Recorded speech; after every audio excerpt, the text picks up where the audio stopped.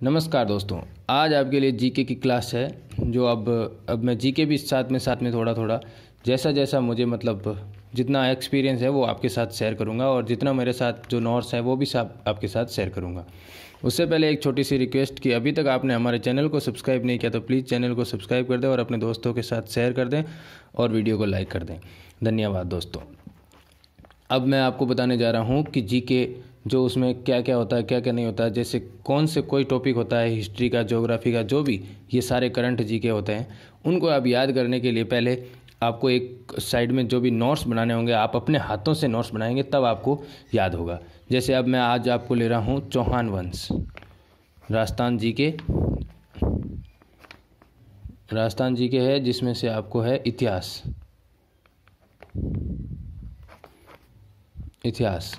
History में से पहला टॉपिक है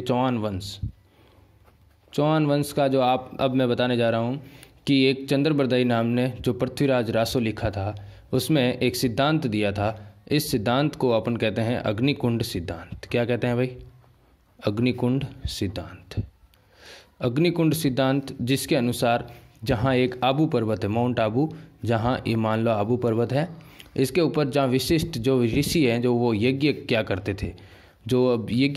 थे, तो उनका जो वास्तविक नाम था वल्लीवर्द था, और पृथ्वी भट्ट भी कहा जाता था, जिसे अपन क्या कहते हैं? पृथ्वी भट्ट। और इसे चंद्रबरदाई को जो इन्हें नाम दिया था। अब जो ये यज्ञ करते थे, जो अब यहाँ पे कुछ राक्षस थे, उनका यज्ञ भंग कर देते थे, मतलब कुछ गड़बड़ या ऐसे उनको छेड़छाड़ी या ऐसे उनको भगा देते थे।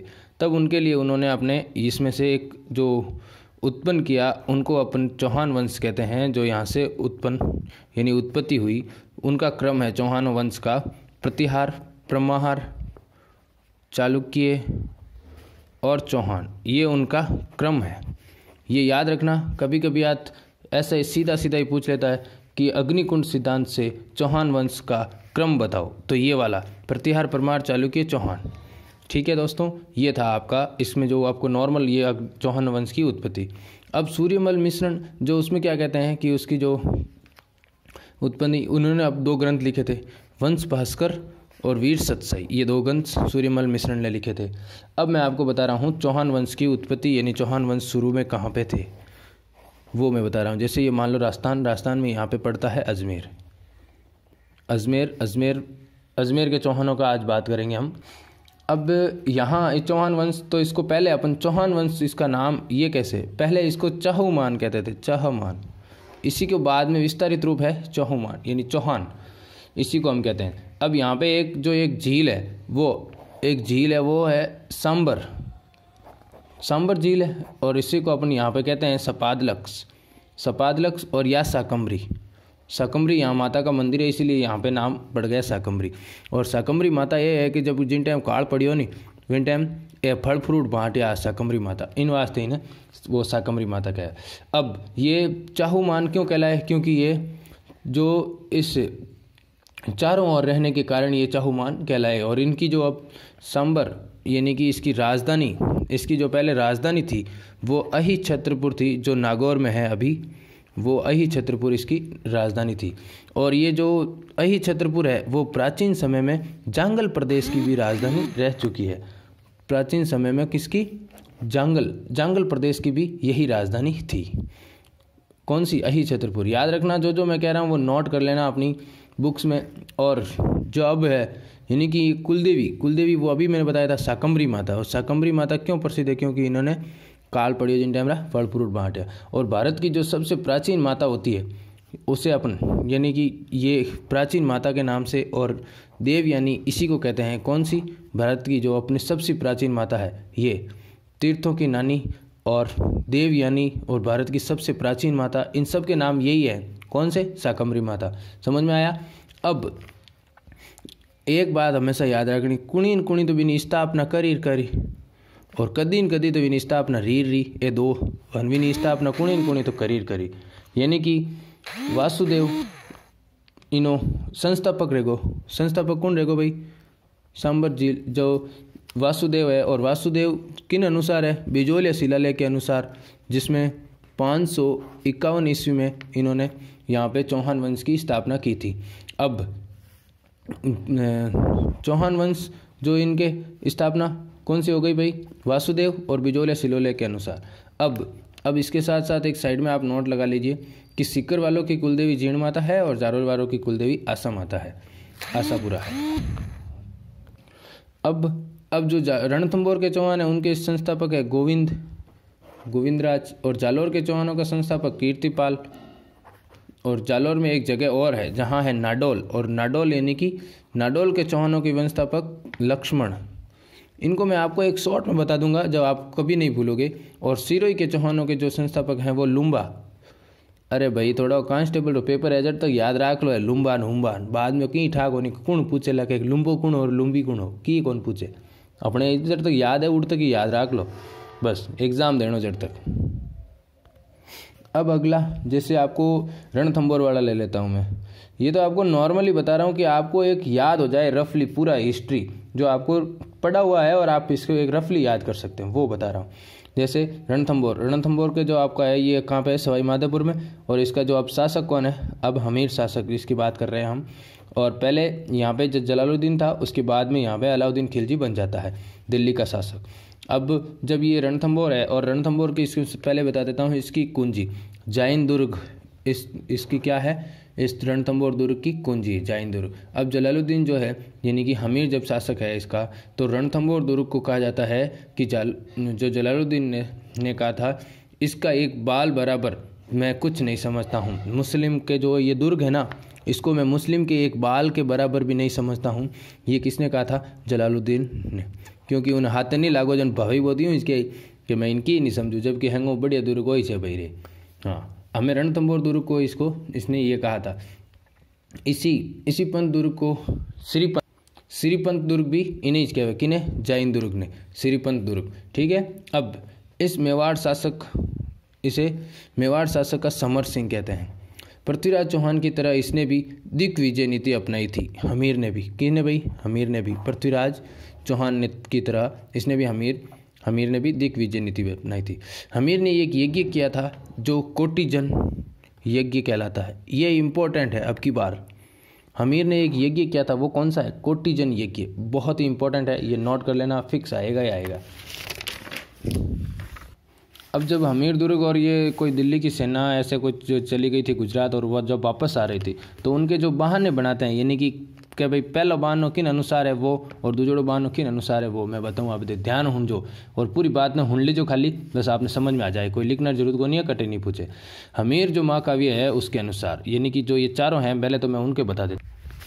हमीर महाकाव्य कौन लिखियो भाई, हमीर महाकाव्य नैनचंद सूरी। अब है हमीर रासो कौन लिखियो, जंगदार या सांगर।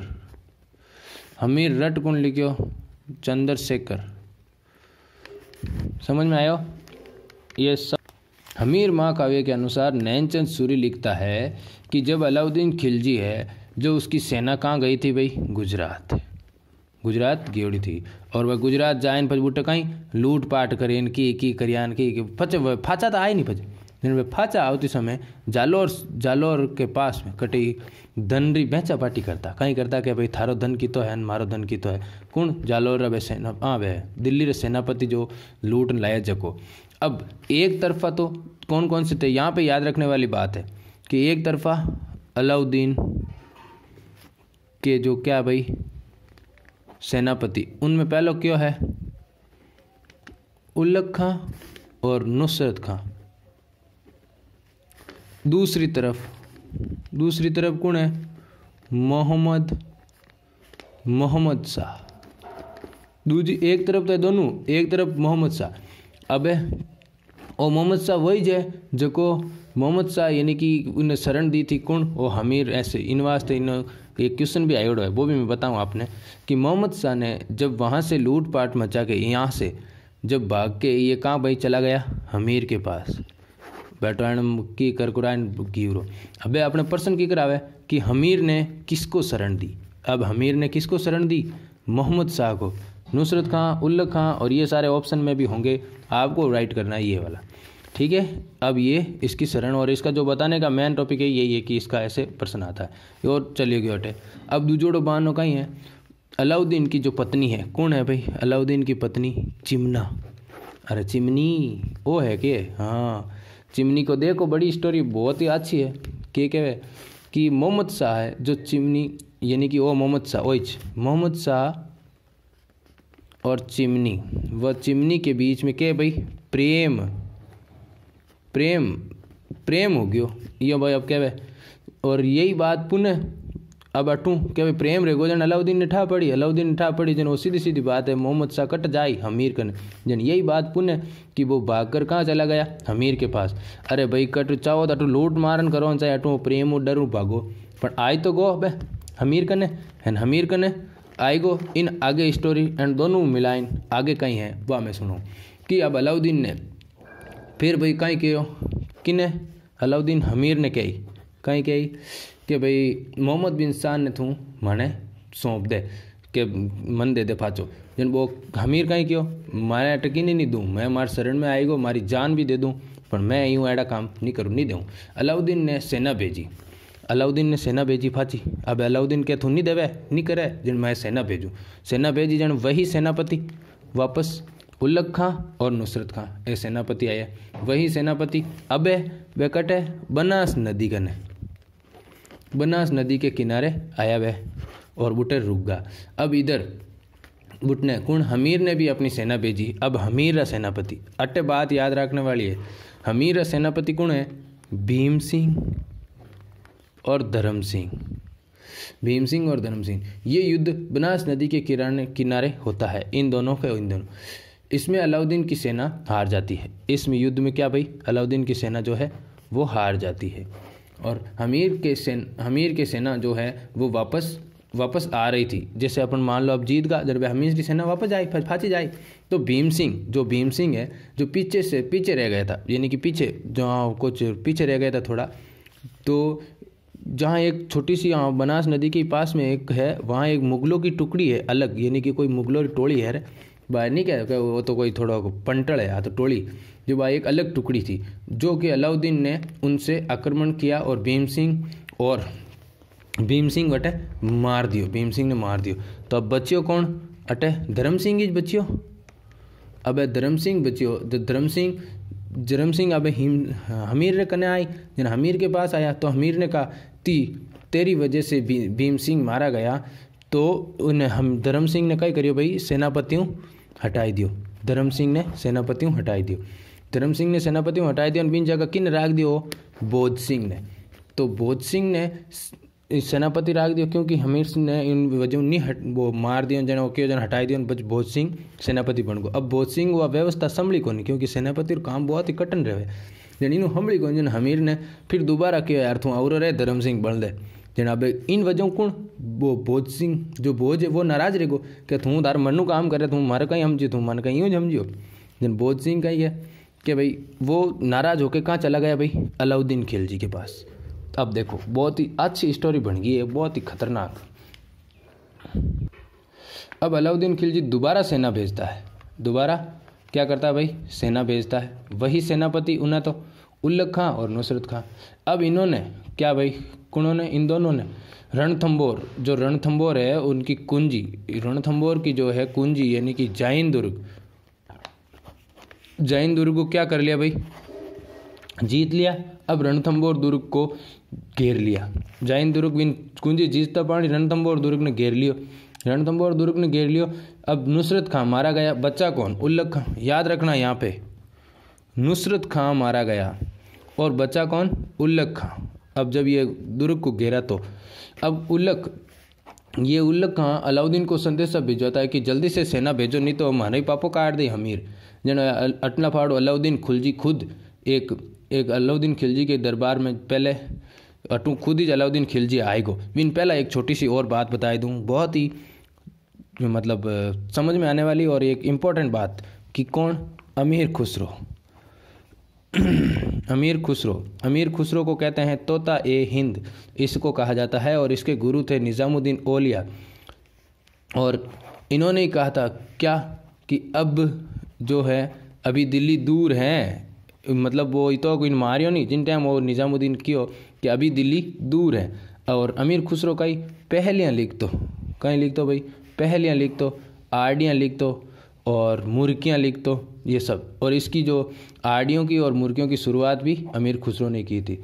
और अब सितार का जनक यानी कि जो सितार होता है उसका भी जनक इसे ही कहते हैं अमीर खुसरो को। अमीर खुसरो भी अलाउद्दीन खिलजी के साथ यहाँ आ गया। अब ये अमीर खुसरो भी अलाउद्दीन खिलजी के साथ आ गया। कहाँ पे? क्योंकि जब ये इसने मैसेज भेजा ना कि भाई अलाउद्दीन खिलजी जल्दी आ जाओ सेना लेके, तो ये आ गया। अलाउद्दीन खिलजी ने समय तक, मतलब कि अलाउद्दीन खिलजी वहाँ आ गया। अब अलाउद्दीन खिलजी ने लगभग कितने समय तक भाई, एक समय तक यानी कि 1 वर्ष तक, 1 साल तक, पूरा 1 साल तक ये कौन घेराबंदी रखी, किनू 1301 में इन्हें रणथंभौर दुर्ग की घेराबंदी रखी। अब अलाउद्दीन जी ने कहा कि हम संधि करना चाहते हैं भाई, क्योंकि वो अमीर खुसरो है। हाँ, हमीर वो है, वो अमीर खुसरो और हमीर वो जो शासक है वो क्या कि भाई सेनापति भेजो। कौन उन टाइम कौन सेनापति जावे अटे? रतिपाल के भाई वो संधि करनी चाहे जन के लो भाई इस माने संधि माई कर ले, संधि कर ले, सेनापति भेजियो। जन अलाउद्दीन ने रतिपाल को कहा। अब देखो यहाँ पे बात समझने वाली है। इधर इस अलाउद्दीन खिलजी खुद बात कर रहा है इस सेनापति से, और जबकि यहाँ हमीर ने बात करनी चाहिए थी। ये बहुत ही बड़ी गड़बड़ हो गई। अब ये कि रतिपाल गया तो रतिपाल ने अलाउद्दीन खिलजी से कहा कि भाई बोलो। जन ये ओ कही गयो कि भाई मैं तने 18 शासक बनाए दूँ, मैंने तू जीताए दे। जन ये वापस आया, कौन? रतिपाल वापस अंदर महल के अंदर आया। और हमारे दूसरे सेनापति यानी कि हमीर के जो दूसरे सेनापति थे, हमीर और दूजोड़ो सेनापति कौन हो? रणमल बिने और रतिपाल बात की, अरे बोड़ा मैंने तो अलाउद्दीन एड़ी बात की कि अपा ने महल ने जीता है तो अपा अटी शासक अपा ही जाए ना रणथंभौर। ए दोनों रणथंभौर को एक और अपनी आदमी रख दिए, मतलब एक कटे चारों में रणथंभौर रहे अटला फाड़ है, दोनों सेनापति बेटा अपना आदमी रख दिया, अपना ही आदमी घेर लिया, नहीं कर लिया एलोसा अटलो घेर पर आदमी ने। और दुर्गरो मैं अलाउद्दीन खिलजी ने आने वास्ते दुर्गरो गेट खोल दियो। अब अलाउद्दीन खिलजी मैं आएगो, अलाउद्दीन खिलजी मैं आवता हंड एंड सेना आएगी, सेना आवता ही अटकुण हमीर तो बापड़ो मर गया, जो मारा गया। अब इन्हीं पुत्री हमीरी पुत्री कुणी पद्मल और इन्हीं पत्नी रंगा देवी, और जो जल जौहर किया इसने, इन दोनों ने कौन सा किया भाई? जल जौहर किया। अब ये साका कब हुआ? राजस्थान का जो प्रथम साका है वो 1301 में हुआ था, और जल जौहर और एकमात्र ये साका जल जौहर हुआ।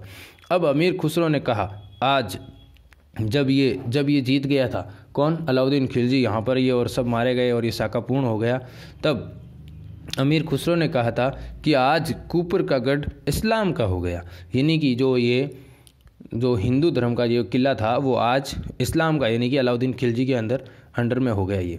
तो अब कुपर का गढ़ यानी कि धर्म विद्रोही, जो ये धर्म विद्रोही था, अब यहाँ पे कौन? रणमल और रत्तीमल और मोहम्मद शाह भी मारे गए। एलोसा एंड कहीं मिलियो एक खुद ही मारा गया थे मोहम्मद शाह ने सब, क्योंकि वो मोहम्मद शाह जिन अनुसार वो आयो तो वही मारे गयो। वो एक साको पूर्ण रेगो सा। और एक और छोटी सी बात की, जो खड़ी बोली है उन्हों प्रथम कवि भी अमीर खुसरो है। आ तो थी आप रे रणथंभौर रे चौहान यानी कि हमीर री बात। और भी अगर आपने वीडियो पसंद आए तो प्लीज़ अपने दोस्तों के साथ शेयर कर दीजिए, लाइक कर दीजिए, और मैं कोशिश करूं कि आपने पूरी हिस्ट्री पढ़ाऊँ जीके पूरा आपने इन्हीं तरीक़ों में पढ़ाऊँ। अगर आपने अच्छा लगा है तो और भी कमेंट कर जो नीचे, और अपने दोस्तों के साथ शेयर कर जो, और चैनल ने सब्सक्राइब कर जो। धन्यवाद दोस्तों, मिलते हैं एक नई वीडियो के बाद, तब तक के लिए जय हिंद।